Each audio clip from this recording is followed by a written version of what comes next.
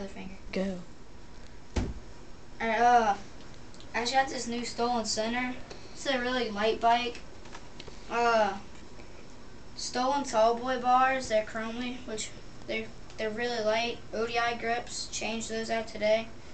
Stolen Convict stem, it's really good. Stolen Cyclone forks, chromy, they're good. Nice front rim with a small front hub, 36 hole. Revolver, Stolen, the tires are good. Got a kink pivotal seat. It had Stolen, but it was plastics and it's kind of hard.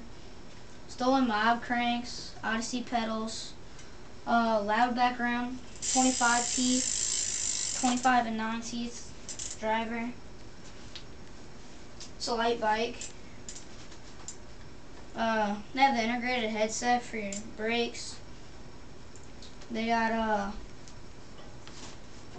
all your holes for your brakes. They got movable brake mounts, place for your cables.